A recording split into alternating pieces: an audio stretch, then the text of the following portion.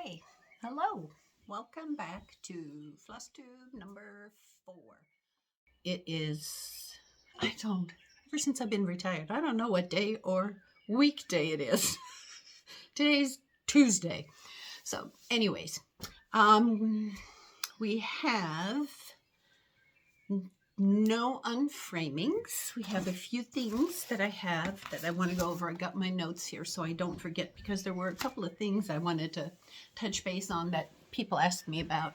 So one of the things was, one of the ladies emailed me and wanted to know how I get my stitching so neat. So I do not at this point railroad at all anymore. I railroad it basically like splitting my threads, in case you can look that up, railroading. There's like 5 million people who love to explain that. I have not done that since I stopped stitching for competitions. So for my pleasure at home, I just stitch, but I 98% of the time stitch with a scroll frame.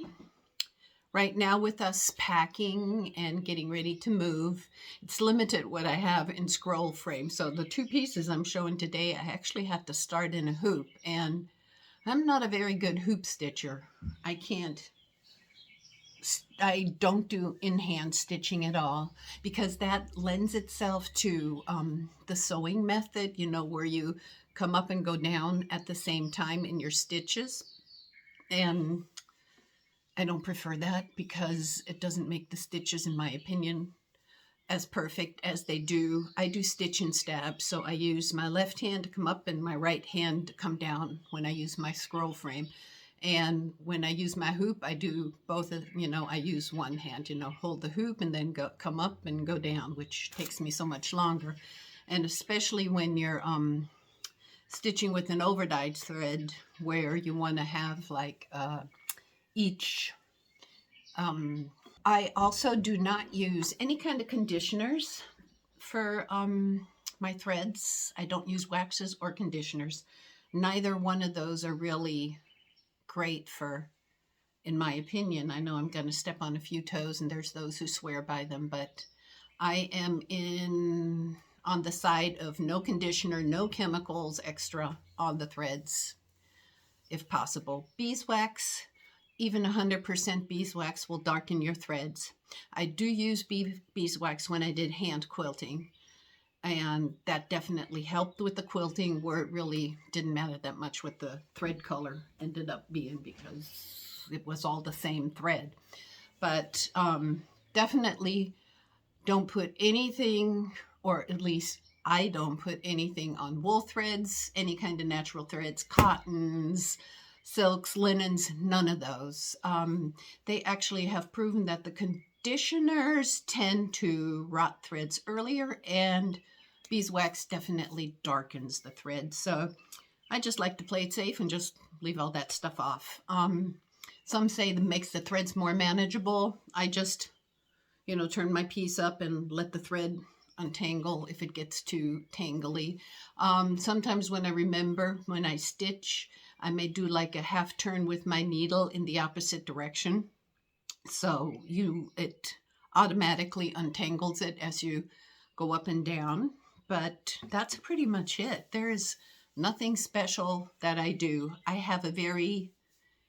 try to keep a very even tension. So even when I knit or crochet, my stuff tends to be on the looser side. I'm not very tense or knit very tense or stitch very tense. All my stuff is more on the loose side. So maybe that's it. I don't know. I don't do anything special, in my opinion.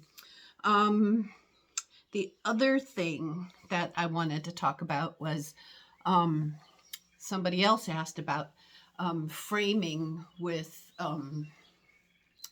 the stitched pieces. So my stitched pieces that, are contemporary stitched pieces, I generally do not put them behind glass. If something was like a very dear, beloved, heirloom piece, yes, I would put it behind museum glass, etc. But if it is something like this that, I just stitched and it's nothing, it's just a simple little pattern to me. I do not, this is actually back where you puffed needlework. That's all I did. So, nothing fancy there, and that's fine for me. I think that's, a preference with these. But the other thing is that wools, if I stitched anything with wool, I would put it behind glass, because you want to keep any kind of critters off that would eat, that love to, there's like little moths that will come in and lay eggs into your wool, and you don't want to have those get in, but you don't want to seal it off so tight that it can't breathe, especially if you have weather changes. You want to have, that's why I always say, if I do put glass on spacers, you need to put spacers between your needlework. You have to have space between your needlework and your stitched piece. So whether that is, keeping it off the glass with a couple of mats, if you frame something with mats, that's good. But if you're just using your stitched piece, I always put, if I put glass on, I put spacers in, and they are this clear thing and you don't even see it. Sometimes you can do like decorative ones. There's like people who put like these little inserts of gold around the edge. That works just fine. But for that type of wool work, always in a frame to keep it protected. The only exception is, like me right now, when you're moving, and I have to keep an eye on all my woolens, because the antique ones that I got, I don't want to move them with the frame to where, God forbid, something shatters in transport and cuts the sampler. I don't even want to take those chances, and they all have to be, taken out of some. I still have like maybe 5 or 6 really big pieces hanging downstairs. I'm going to be showing one, but they have to be taken, out of the frame eventually. So before we move, I'm probably even going to take those out and just roll them up in tissue, put them in the box, and call it a day, because I don't want to take my chances, something getting damaged with the move. But normally, if it were once it's hanging in my house in the new place, it will be under museum glass with spacers. I tend not to put mats anymore. That's like a piece I'm going to show you. I'm like, oh my God, back in the day, it was like so many mats. But hey, that's just fine. That was then. I'm not ever going to change this one, because it's one of my favorites. It's a shepherd's bush that I'm going to show you. And let me look at my notes. I don't want to forget anything that's important. Then the other thing is with the samplers, reproduction versus adaptation. I think that there is a pro to both sides. Whether, I always feel people should do what they enjoy, and one of my philosophies is do not judge others what they like to do, and don't say one thing is right or wrong. So if people feel they are purists in the way they do samplers, that's perfectly fine. That's how they like to do it, and there is nothing wrong with that. However, there is in a little bit of a wobble there, because you can't claim to be like 100% reproduction, even though that just needs to be like within an inch of the original size to be called a reproduction. But you also can't reproduce the fabrics. Like the sampler I showed you the other week, where it was like 36 threads in one direction and 22 in the others. You don't get fabrics like that. Then there is what some of the girls stitch over 3 threads for 3 stitches, then over 2 threads for 1, and then they skip an entire row. It's just, you can't you can't, yes, you can sit there and stitch it from the sampler, but you really can't chart it into the softwares that are, available. So then there's people like me who have a little bit of an OCD issue if the borders aren't nice and even. So sometimes when I see that the child was struggling, you can clearly see like every corner has something else going on because things weren't quite lining up. I often pick the best one and use that for all four sides. But I still try to keep it as close as possible to the original. And then there's also the question, do you chart the front colors? Do you chart the back colors? I pick the ones that I like best. So I don't always give both colors front and back. Was it Jane Parson? I think it was Jane Parson where I did front, back, and maybe one other sampler. It just depends. So I definitely wouldn't call myself a purist. I'm not like that. That would not bring me joy. I feel this was the original Stitcher's piece. I want them to keep that originality to themselves and honor them for what they did and not just copy what they did. So I like to put a little bit of me in there. So that's it on sampler. Oh, yes. There was one other thing I wanted to talk about. So there's a lot of, I guess, German watchers that live here in the States. And it's always so funny. I remember when I came here, I met like many people who did not speak German very well anymore. And they all said, oh, I lost my German. I don't speak it so well anymore. I've lived here for 50 years, et cetera, et cetera. And I kept on thinking, how can you lose your language, the language that you spoke all your life? And then this was actually many years ago. It dawned on me. So when I left Germany, and I've noticed that when I went back to visit, with my sisters and my parents and stuff, when my parents were still alive, that when I moved to the States, I was 25. So 25, and I think it was 1985-ish, somewhere around there. So you can obviously, I'm 62 now. So my German vocabulary pretty much stopped at the level that I was at 25 in Germany.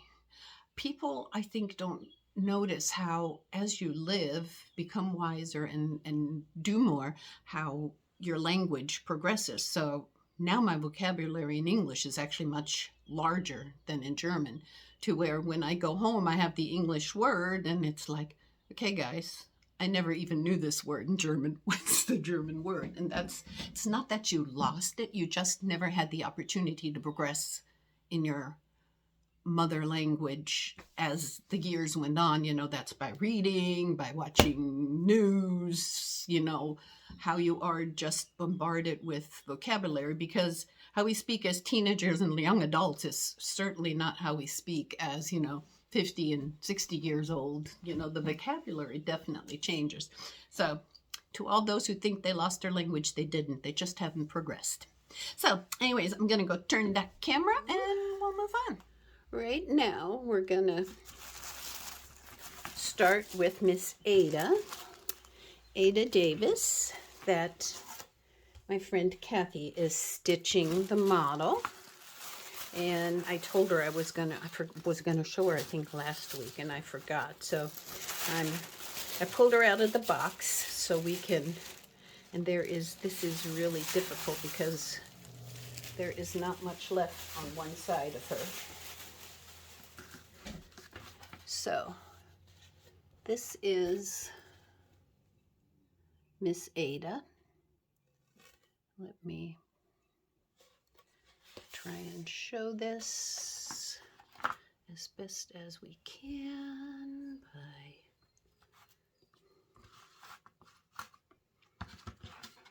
right here. Oh, there we go. And there she is, Ada. I don't want to bring her too far up because then we're gonna miss it. There is her border. And let me now zoom you in slowly. And let's see. So one of the things that you guys can probably spot right away is there is not much left on the sides here. So Ada, remember, I think in the last video when I talked, I said the fabrics were always a certain width. So you have the woven edge here and the woven edge here. So many choose to stitch their sampler this way to, you know, this way where they can go on forever and put their little seam. But I've come across quite a few where they just, you know, stitch, you know, start up here where the woven edge is and just stitch down. So that does not, depending on how much fabric they got, does not give them that much space to stitch. So one of the problems with Ada is she ran, there was no extra here. There was maybe 1 or 2 fabric threads. So that's going to be quite interesting when I put her back in the frame.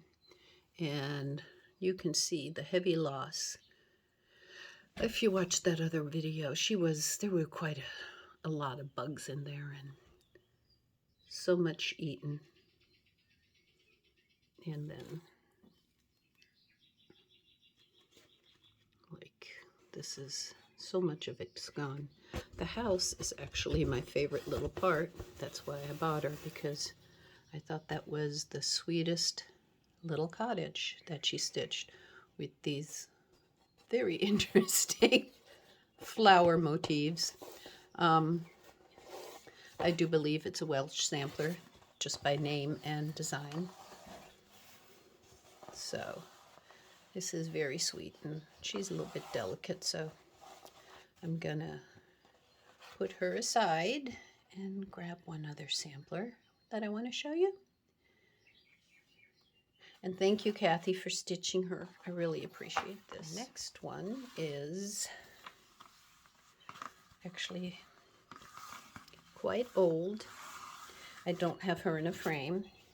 I don't think I want to put her in a frame because she's a little bit delicate. As you can see the year.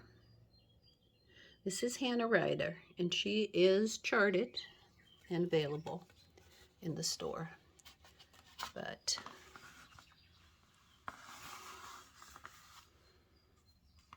so I think either Hannah had very sweaty hands or somebody tried to wash her, because it has some bleeding in the green, and the way the fabric now is puckered is not the best. But there are so many beautiful things.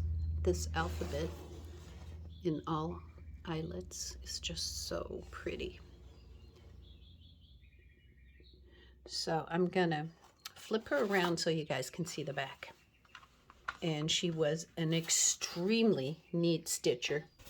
The back and the colors, when you compare front to back, there is not too much fading going on. So this was at one point a well-kept sampler, and somebody just made a fine mess of it trying to wash it. You can see the bleeding. I'll show you in a minute in the back worse. There's a big hole, and look at the pretty pastels. So this is just so nice. Pinks. I mean, these colors are so rich, but you see what I mean? Do you see how it's got like that halo? So whoever dunked her. And then that, but this is the back. It's hard to believe. It's just as good as the front. Then we flip her back to the front. Miss Hannah. But I love that little zoo of animals she put in there. How precious is that? And this is, 1781. That is an old sampler. So let me grab the next one and put this carefully away. It's MAF And this is going to be a little bit difficult because of the glass. And this is MAF LE Treacher, 1849. And it is one of my favorites because it's so elegant. Sorry for the glare, but it is what it is. Somebody at some point must amend it. A nice big hole. And I love her color choices. And it's just alphabets, but you know, it's so elegant. And let me show you over here, like right here, how she must have ran out of pink, because that just went to gold. So she is also in the store. And she is very similar. They both were London samplers, very similar in style to Miss Purdy. So they are probably same school or same pattern, whichever. Can't say if they were in a school or not. But and now comes the last of the old samplers. This is another one that, yay, there she is, that Kathy is going to do the model on. So this is, talk about bright and cheery. So this is another Welch sampler. And I love what, you know, Elizabeth Hughes, and then she put the rest of her name up here. That is so adorable. 1851. This is all done in wool on canvas. The frame is incredible. Absolutely adorable. And it's massive. So, you know, this is a good size picture, but the colors are still so good, which is one of the reasons I'm going to flip her so you can see I have not completely opened her. I opened her to vacuum a bit.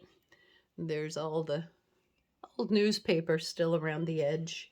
And she could come out of the frame, which she will when I start charting her, which is not too far down the road. So this is like she is mounted on, let me show you, like this piece of wood right here. That's what she's mounted on. And I also wanted to, oh, look at that. Very reduced fares. I was hoping to save some of the newspaper that's on here, because let me show you over here. Like here, this is like a canvas type fabric, which is what you see stretched behind her here. And these little, then it was backed with newspaper, and I want to try and save as much of that as I can, because it's just so, it's so cool to have that. And here's some of the motifs. This is so bright. It'll be so fun to chart her. I love these little trees right here. How cute are those?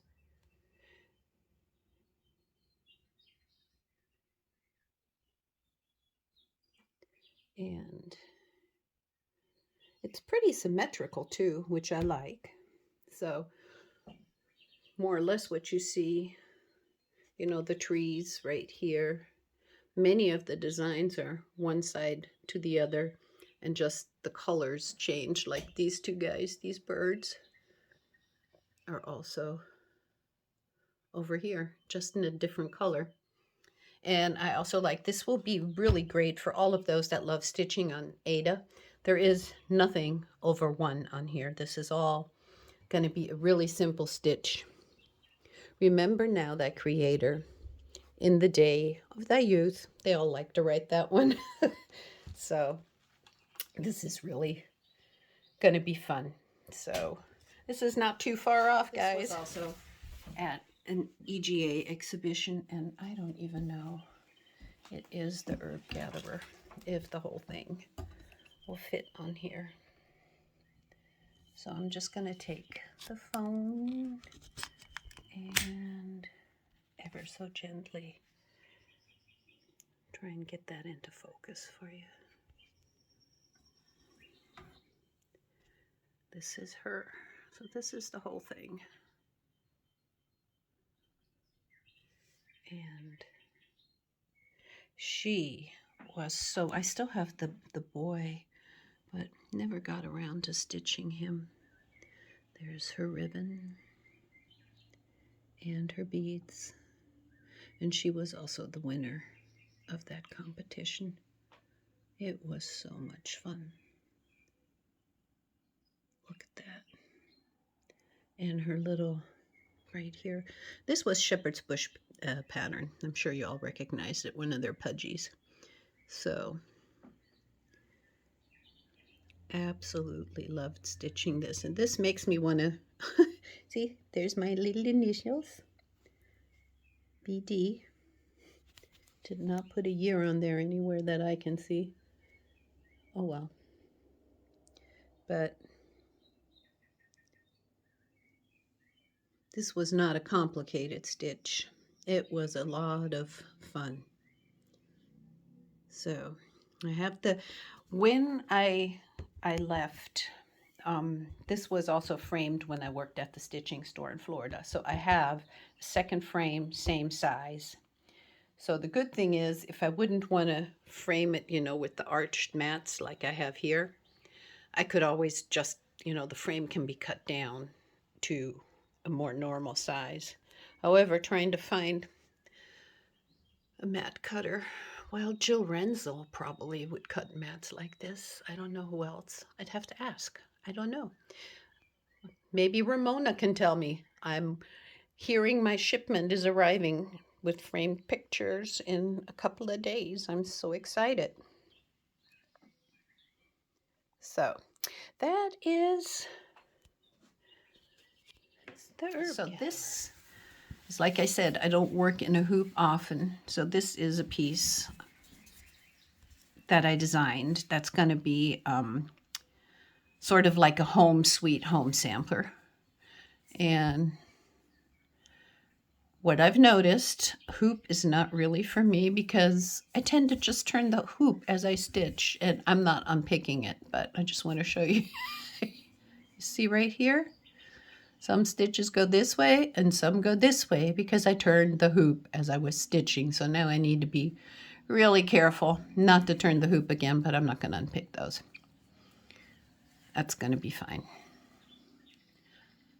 I've relaxed a little bit.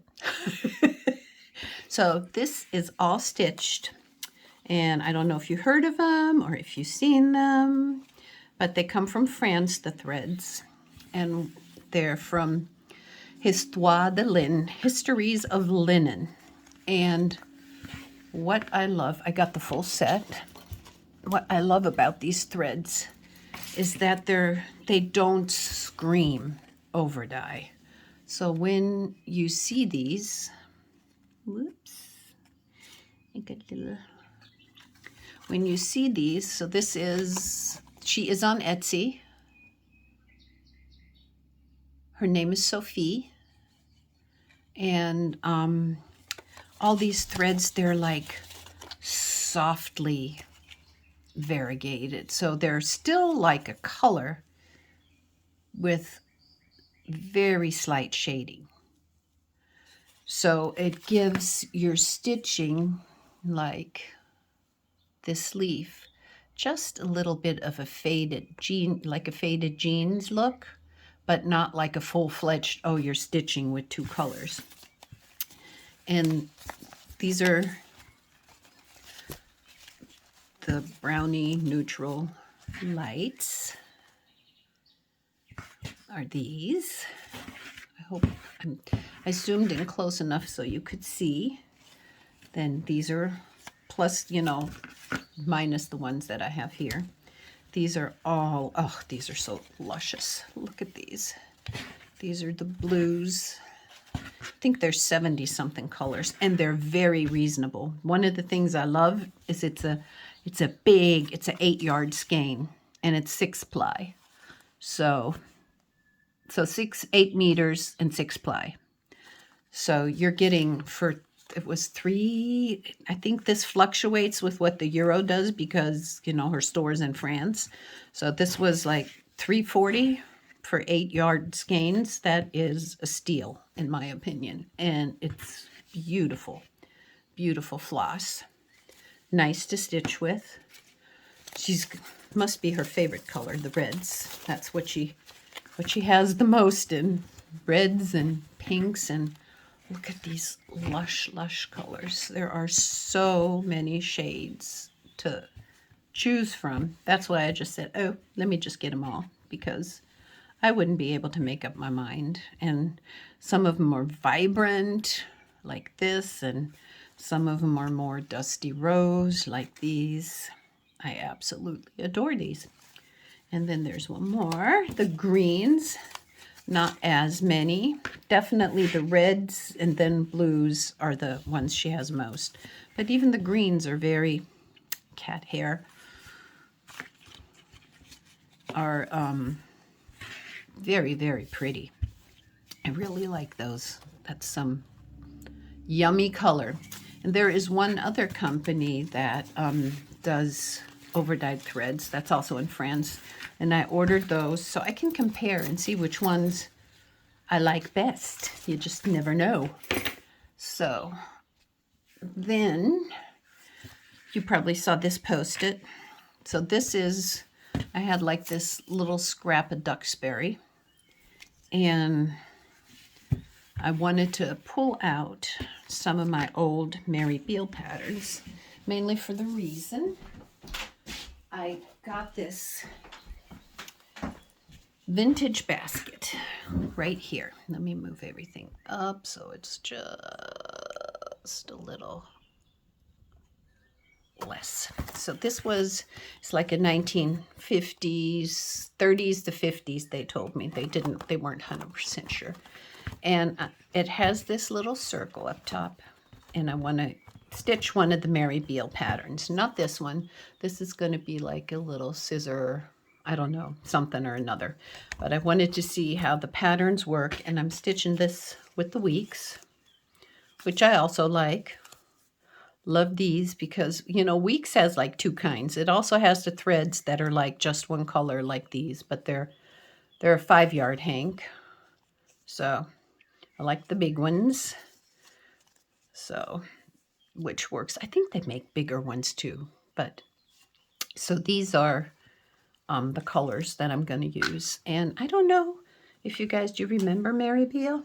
She had some, yummy, yummy, yummy patterns. Let me go grab what I have here because I did put some. So this is a Mary Beale freebie. It says may not be sold, but complimentary pattern. So you can, I'm going to put this in the vault at some point. But she has a lot of, so I don't, you know, little patterns that have like circular motifs. This is the Garden Angel, and I was debating whether to use this, and I don't know who remembers her pocket Needleworks. I'm just missing a couple, but I have most of them, and they were like these lovely little leaflets that you got with so many patterns in back from a long time ago. So let me see. So those are the, you know, she has like samplers and all sorts of delicious stuff on there.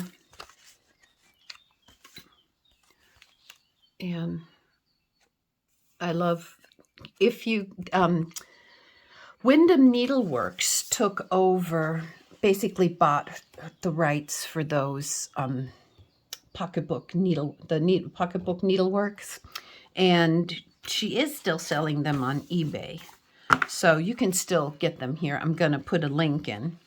So those are really cool to have. I have a couple of others, but I haven't dug them out. This is the only one because I was going to use it, and you know, the free one that I pulled out. But This is also an old pattern. One of the cute ones. Look at that. I may do this. This is Annalie Wade Designs Winter Frost. These are also available on the secondary market. And then these I've had forever, and I always wanted to get them done, and I haven't done them yet. The little shepherd's bush pamphlets. They're not pamphlets, you know, the little patterns. The arbor, the herb garden, the orchard, and the root garden. I do want to, and I was debating on whether to make them all into one sampler, you know, with four sides. So that's my thought for these. And I think they're still available too. I don't know for sure. You may want to check. Then this is an old design of mine. I have that in the freebie vault because everybody's doing bees. I didn't get the memo, so this is my one and only bee thing that I'm doing because I didn't know we were doing bees. Next time, can you please send me an email and let me know so that I'm on top of things? On the pattern, there is 4 beehives, and I don't know if this is still available. This is like a little ceramic button that I chose to replace, and I just made this little, nothing fancy. My finishing is like not the greatest, but it was nonetheless quite fun, and it's got these little tassels I made, and they're dangling. Was more like a, looks almost like a little seat cushion or something, but you can get that for free, that pattern. It's in the vault. And now, a little bit of fabric haul. I found some really cool fabric. And this is definitely worthy of some cool Halloween stuff. Right here. It's got the skulls on either side, so I'm thinking of a nice little skull-worthy pattern, and this is Fancy Skulls, and it's 30 count, so that means I could stitch with a fairly thick thread and come up maybe with something cool. And this is actually really nice. This is also, and these are from, who makes these, does it say? The Primitive Hare. So the Primitive Hare, you can probably, I don't know if she only does wholesale or if she has a website, but I love this too, because this looks verschmutzt like the old samplers. So this is really cool also. So this is a 40 counter. Very nice. Love it. And then I got this because I'm always in search of good browns. So this is, you see, Works, Weeks Dye Works. And 35 count. I think my favorite 2 counts is 35, well, 36, between 32 and 36 is my, ooh, oh, look at these. How pretty these would look on there. Their threads on their fabric. The wheels are spinning. Ooh, very pretty. So that one, and then this is, let me grab it. Oh, which reminds me, so this is not sealed plastic, but hand-dyed fabrics should not be in Ziploc bags. These need breathers because of the chemical reaction. Any of the hand-dyed fabrics should not be stored in plastic Ziplocs because you can get chemical reactions in your fabric. It may not look like it after 46 count. I'm really hopeful, aren't I? They may not look the same if they're stored for too long in plastic. I mean, a short time is not a big deal, but for any period of time, all my fabric sits open. Some of it in this, but for the most of it, it's not packed. Needs to breathe. So that's these guys. Oh, and now let me just grab, we're almost done. I just found, as I was boxing up stuff, and these are going to be boxed up, so I thought I'd just bring them over to share real quick. So these are the Home Needlework magazine from 1904. It's falling apart, but I love these because I just it's so much fun to see. Look at that. No trouble. And the ads, I love looking at the ads because it's just, and there is home needlework. There's a little bit of pattern in there. And one of the things that I also like, because they do crochet patterns, and you can actually use some crochet patterns as stitching patterns. There's a cute little cross stitch pattern in there. And it shows you how to do rope stitch, you know, the outlines, you know, you're learning how to do your monogram stuff. So it's very, very, you know, educational and fun. How pretty is that? Sweet pea. So those are, that's a little one. And then I also have, we have like a few of the big Needlecraft magazines. This one, ooh, 10 cents. That was a lot of money. And it's December 1926. And of course, it's just like magazines these days, full of ads. But there's also, like, this could easily be stitched because it's the same type of pattern. You know, it's just squares when you do that. So you could adapt that kind of, the filet crochet, that kind. I don't know what you call that in English. Filet crochet? Do you guys call it that? Filet crochet? You can use those also. They adapt real easy to cross stitch. I only have like 3 or 4 of these, not many. This is April. And I do put these away, you know, with covers, so nothing. Ooh, what's that? JCPenney's. Ooh, flatware. Look at that. This nationwide shopping service. And Campbell's, of course. And some real pretty stitchy. So all of these have like little bits and bobs in it that are fun, fun, fun, fun, fun. There is October 26th, and then this is one other type of magazine. It's called Needlecraft, and it's from 1934. There's also, ooh, Mr. Coffee loses his grip. Interesting. I have to read that. I don't think I read that. So, you know how to decorate your towels and all sorts of cute little doilies for those who do doilies, and it's just a fun little magazine. I thought I'd share these before I box them up. And I think that's it.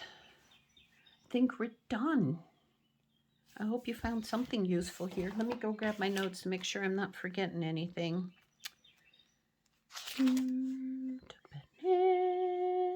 Herb gatherer. Yep, we did herb gatherer. Okay, that is it. See you later. Bye. Thank you for watching, guys.